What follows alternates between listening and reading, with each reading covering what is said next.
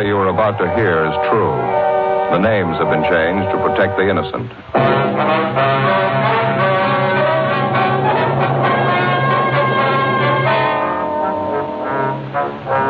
You're a detective sergeant. You're assigned the homicide detail. A small boy is reported missing from his home. His age, 9 years. Foul play is suspected. Your job? Find him.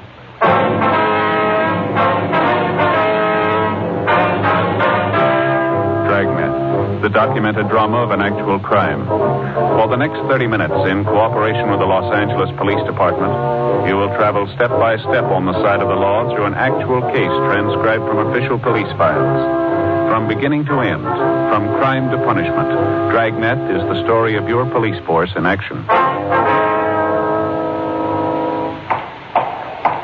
It was Thursday, December 22nd. It was cold in Los Angeles. We were working the night watch out of homicide. My partner's Ben Romero. The boss is Thad Brown, chief of detectives. My name's Friday. I was on the way into work, and it was 3:55 p.m. when I got to room 42. Homicide. Hi, Joe. Ben? Well, here's the file on the Webster case. And all the follow-ups been made? Yeah. I get it. Homicide, Friday. This Levinson, Unit 113J. Got something for you. Yeah, Harry, what's doing?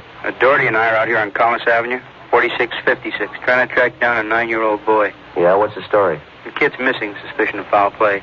How long's he been gone? About 2 hours. Looks like a job for homicide. How do you figure? The kid was last seen playing in the backyard of his home. Yeah? We checked over the yard. Did you find anything? Bloodstains, lots of them. They look new.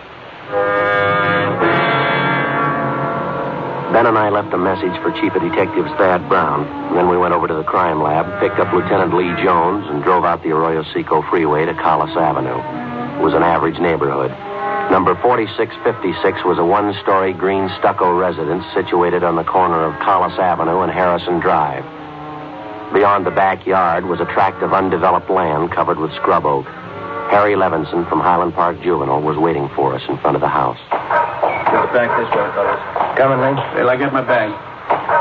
Who notified you that the boy was missing, Harry? The mother said she went out to do some Christmas shopping about 11 this morning, left the boy home. Mm-hmm. She came back about 2 this afternoon. He was gone. What's the name? Johnstone. The kid's name is Stanley, 9 years old. Mm-hmm. Was this gate open like this when you got here? Yeah, I haven't touched the thing. Here are the stains over here, Lieutenant Jones, along the edge of the walk. See? Yeah. Let me see. Yeah, quite a few stains, huh? Yeah. Looks like it might be blood. Try some benzodine on them.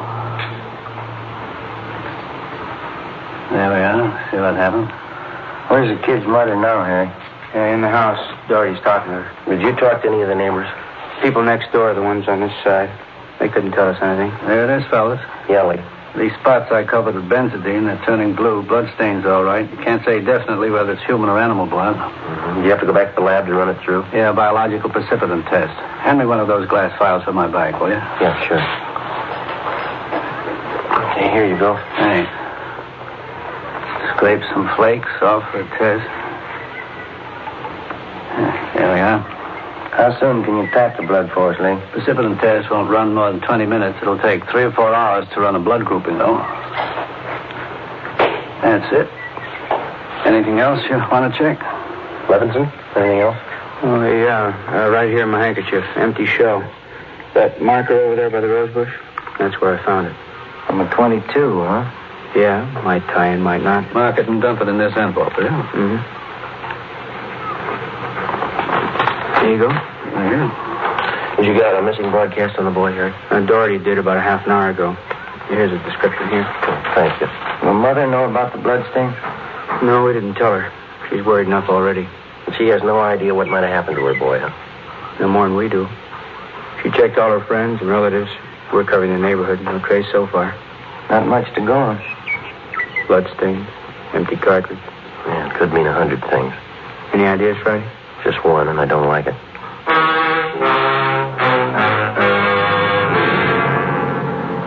4:30 p.m., Thursday, December 22nd. The neighborhood search for 9-year-old Stanley Johnstone continued. Lee Jones went back to the crime lab to start the precipitant test and the blood grouping. Levinson and his partner Doherty from Highland Juvenile stood by. We called Chief of Detectives Thad Brown, and he ordered up a special detail to aid in the search for the missing boy. Ben and I questioned the boy's mother, Mrs. Ruth Johnstone, a woman in her early 40s. She seemed fairly calm under the circumstances. Miss Johnson, is your boy standing in the habit of wandering off without telling you where he's going? No, he's not in the habit of wandering off, but he has done it before. Well, when was the last time, Miss Johnstone? You don't have any children, do you, Sergeant Friday? No, ma'am, I'm not married. Well, there comes a time in every young boy's life when he feels that it's time to leave home, go out on his own. Usually happens somewhere around 8 to 10. I think I know what you mean. I have a boy. Well, then you know how it is. My husband and I scolded Stanley one afternoon after school, and he was quite put out about it. Thought George and I were unfair. Packed a few of his things and left. Well, how long was he gone? Oh, no time at all, about 2 hours. I was worried about him, but my husband said to leave him alone. But every boy had to go through that stage. Well, then you think that he's run away from home again this time? Yes, I think so. He's been gone about 4 hours now, and I have a funny feeling about it. Did you and his father have some misunderstanding with the boy recently? Well, that's just it. We haven't. I don't mind telling you now that we're talking about it. I am getting worried. Well, is there any place around that he might like to visit, a hobby shop, playground, someplace he might be? Yes, there's Jensen's model shop, Little Shannon Burroughs, but I've already called there, and he hasn't been seen all day. I've called all his friends, and they have no idea where he is either. Well, we'd like a list of all of his friends and the places that he was known to frequent. Yes, all right, I'll give them to you. Where do you suppose he is? Where's your husband now, Miss Johnson? At work. George works for the city. He's a fireman. What house is he stationed at? Engine Company 12. He's working the A platoon. He'll be home tomorrow morning. I haven't told him Stanley's gone. Was there any chance the boy might be down at the firehouse with his father? No, he seldom goes down there anymore. No, I don't think he's there. I'm awfully worried. May I call my husband? Certainly, go right ahead.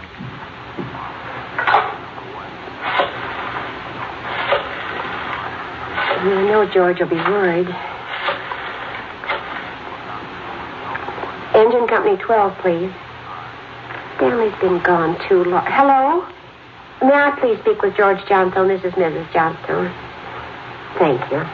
Oh, I hate to call George at his work. Yes, ma'am. Does your husband own the gun? Yes, he does. What caliber, do you know? It's a .45 automatic. He got a knock. George? This is Ruth. George, is Stanley down there with you by any chance? Oh. No, I can't find him anywhere. He wasn't here when I came home from doing my shopping. There are 2 policemen here. No, I said there are 2 policemen here. No, dear, I'll call you if we don't find him soon. All right, dear.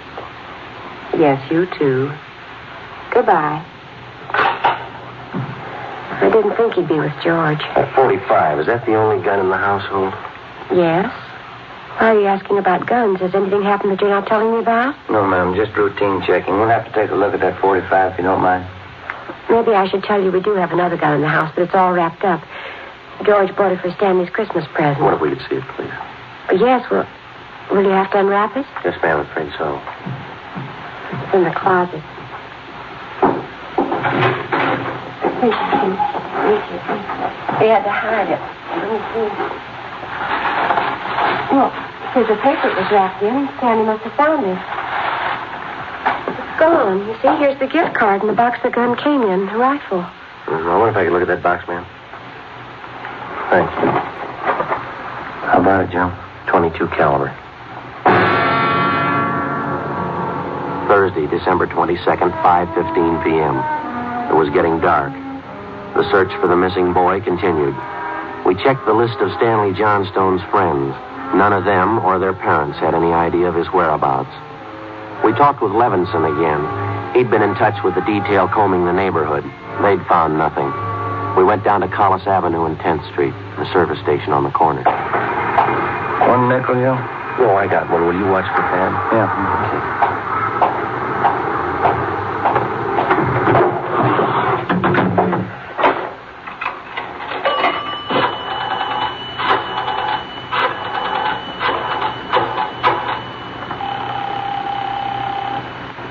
City Hall? 2667, please. 2667?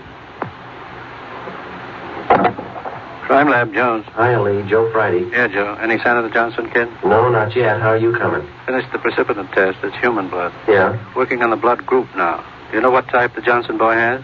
Well, I didn't want to upset his mother. Thought I'd wait till the last thing. We're in the neighborhood. Check with the family physician. That way you won't disturb her. Yeah, I figured on that. Just a minute, Lee. Yeah. Yeah, man. Boss just pulled up. Okay.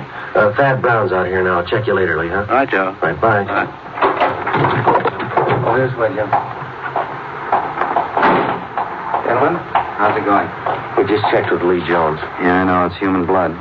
What do you think? We talked with the boy's mother, Mrs. Johnstone. Found a gun missing. Yeah? Caliber's the same as the empty casing Levinson found. It's .22. You said the gun was missing? Yeah, the Johnstones were going to give it to the boys a Christmas present. They had it hidden, but it's gone. Any idea who took it? Well, they left the Christmas wrapping behind. I think it was the kid. .22 rifle, huh? 9-year-old boy. When's he gonna learn?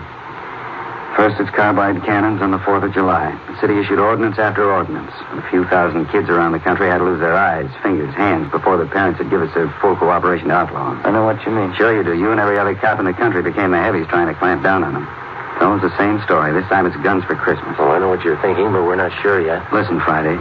There's a city ordinance against giving a gun to a kid. You know that. Yeah, I know that. There's a missing boy and a missing gun. There's blood on the ground and an empty shell. That's enough for me. Well, we're going to stay with it. Something's got to break. Yeah? I hope it's not the hearts of that kid's parents. Hi, Chief. Been looking for you, Friday. What do you got, Harry? Found the gun. New .22 rifle. That says it's been fired recently. Where'd you find it, Levinson? Back up there in that scrub oak behind the Johnstone house. Mrs. Johnstone identified it. Buckley took it down to the crime lab. Thanks, Harry. Miss Johnstone okay? Pretty sick now. Doherty came up with something else. What's that? There's another one missing. An 8-year-old boy. 6:30 p.m. We talked with Officer Doherty about the other missing boy. He told us that his name was Stephen Moorheim, 8 years old. His family had just moved into the neighborhood. It seemed that no one besides the Moorheim family knew that the boys played together. Mrs. Moorheim told us that Stephen told her that he was going out to play and that he'd be home by 6 o'clock for dinner. She told us that he was an unusually prompt boy and almost never overstayed his playtime. We got a description of the Moorheim boy and put out a missing broadcast. We called the Johnstones' family doctor. He told us that Stanley's blood was type O. At 7 p.m., we talked again with Mrs. John Moorheim. Are you sure Mrs. Johnstone doesn't know where the boys are? She has no idea, Mrs. Moorheim. Oh, this is terrible. Just awful. I feel there's more to this thing, something you're not telling me. Well, there's no use to upset you until we know a few things for sure. And you're holding back something. Well, now, please try not to worry, Miss Moorheim. There are certain things that we're going to have to ask you, routine questions in any kind of investigation. Is there anything else you want to know? Yes, ma'am. What is your boy's blood type? It's a funny question. Do you think anything's happened to him? Have you found him and you're not telling me? No, ma'am, we haven't found him, and we don't think anything's happened to him. His blood type. Yes, ma'am. Oh, I think I have it written down in Stevie's baby book. Yes, here it is. It's type O. Thank you. I wonder if I might use your phone? Yes, of course, it's in the hall. I'll be right back then. Okay.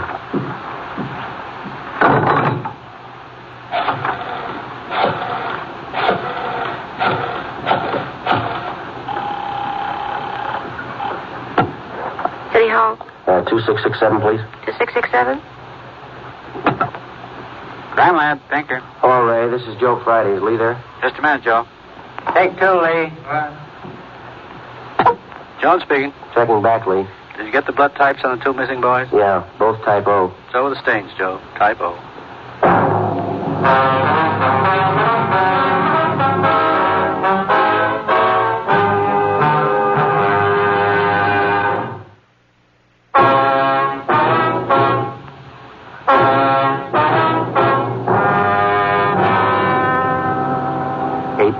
Thursday, December 22nd.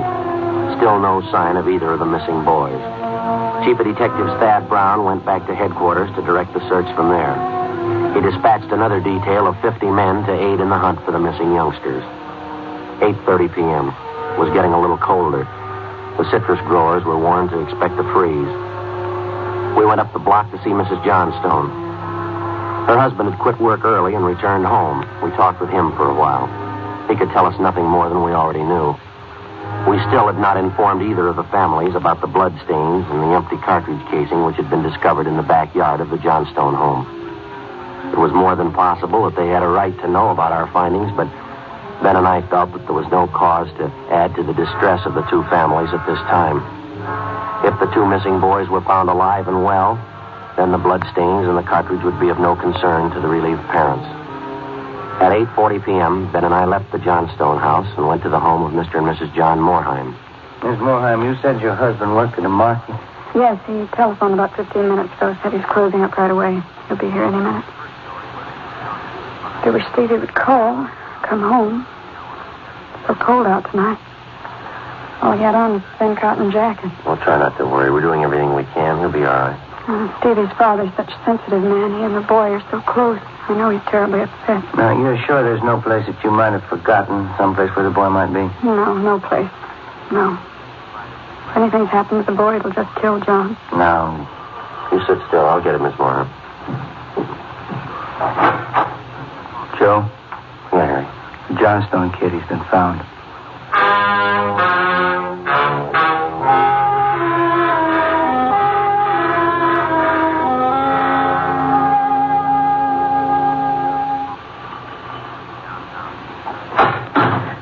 He's home, Sergeant. He's come home. Thank God he's all right. Well, where's he been? Did he tell you? No, he didn't. His clothes are all dirty and he's acting strange. I've never seen him like this. How do you mean, Miss Johnston? Well, he just came to the front door and said, "Hello, Mom," and sat down in a chair and stared at the floor. Won't talk to his father or me. Do you mind if I talk to him? No, go ahead. I asked him about the little Moorheim boy, but he wouldn't tell me a thing. Where is he now? Right over there in the living room. Looks all right. Yes. Son, this is a police officer. He wants to talk to you. Don't be afraid, dear. He only wants to ask you some questions. Son. You see, Sergeant? Stanley, look at me, son. Come on, youngster. Get your head up there. That's better. He had your mother pretty worried. You know that. You want to tell us where you've been?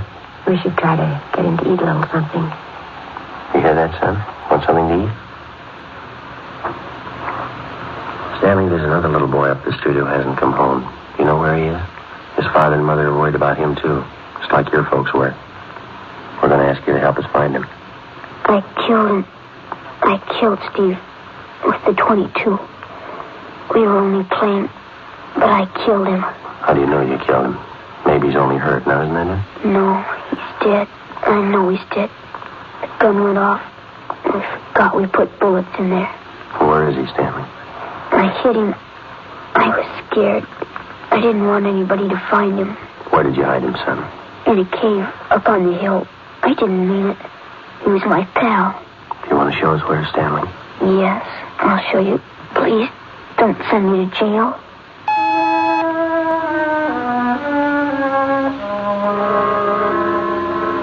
(9:15 p.m., Thursday, December 22nd. 9-year-old Stanley Johnstone led the way up the hill behind the backyard of his home. He showed us the wagon that he moved the body in. His father came along with us. About 50 feet from the crest of the hill, the boy pointed to a thicket of scrub oak. There we found a small cave holding the body of Stephen Moorheim. There was a single bullet wound in his chest just below his heart. It was dead. We covered the body. Stanley, how did it happen? I knew my folks were going to give me the gun for Christmas. I knew where it was, and I got it.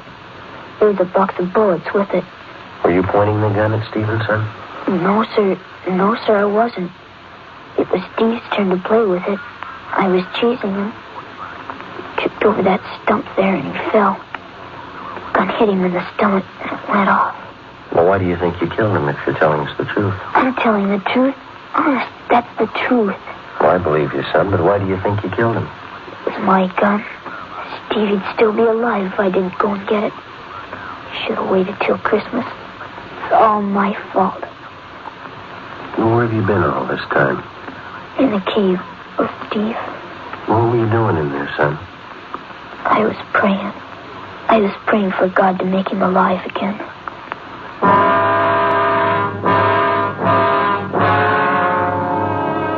After a thorough investigation, Ben and I were convinced that the shooting of Stephen Moorheim was accidental.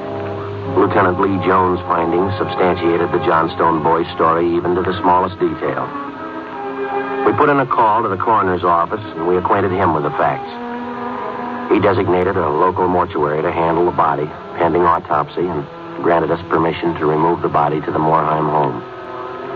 Mrs. Morheim collapsed. The family doctor was called. Ben and I sat in the living room to wait for John Morheim, the dead boy's father. Edith? Edith? Mr. Morheim? Yeah, you the police? Yes. Well, where's Edith? Where's my wife? Has my boy come home? Have you found him? Yes, sir. Well, where is he? Steve? Stevie? Where's Steve? He's hurt, isn't he? Yes, sir, yes.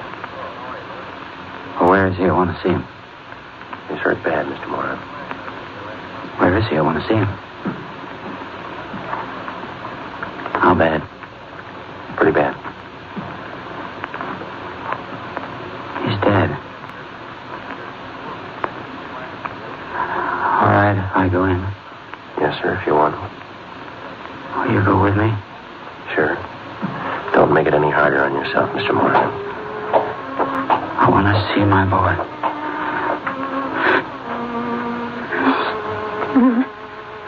Mr. Morheim.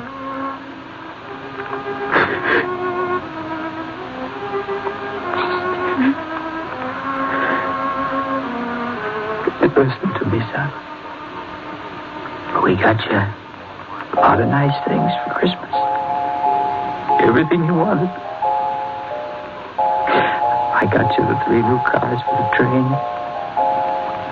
That one with a searchlight on it really works, son.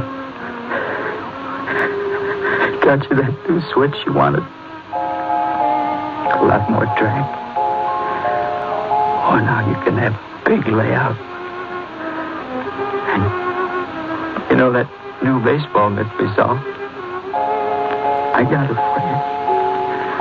The cowboy outfit you want. I got it. Mr. Morheim. Come on, Joe. What happened? It was an accident. He was playing with a Johnstone boy up the street. Playing with a gun. It went off. What was the other boy's name? Stanley Johnstone. It was an accident. Mr. Morheim, where are you going? I want to see that boy. We had no idea what the dead boy's father had in mind. We didn't feel that we should try to restrain him. Ben and I went along with him up the street to the Johnstone home.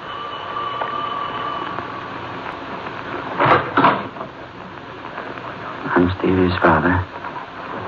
Where's your boy? I'm sorry. We bought the rifle. We were going to tell him not to use it unless his father was with him until he learned how to treat firearms. Where's your boy? Right here. Won't you come in? It's all right, Miss Johnstone.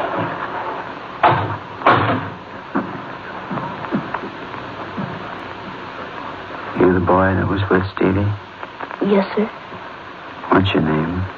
Stanley. I know it wasn't your fault, Stanley. Wonder if you'd do something for me. Yes, sir. I've got a lot of nice presents for Stevie. I know he'd want you to have them. I want to give them to you Christmas Eve. Mom?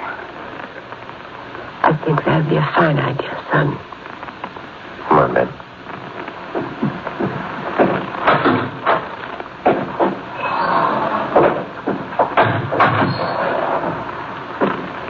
Well, what's it all prove, Joe? You don't give a kid a gun for Christmas.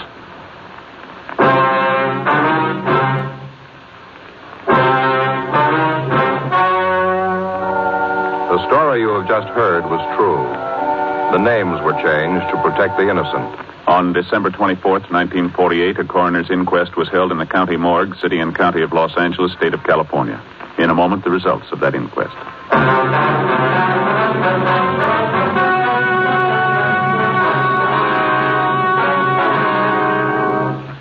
At the coroner's inquest, it was officially recorded that Stephen Morheim's death was the result of an accident.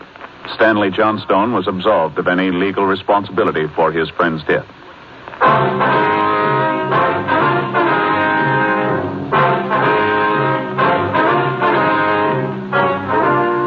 You have just heard Dragnet, a series of authentic cases from official files. Technical advice comes from the Office of Chief of Police W.H. Parker, Los Angeles Police Department.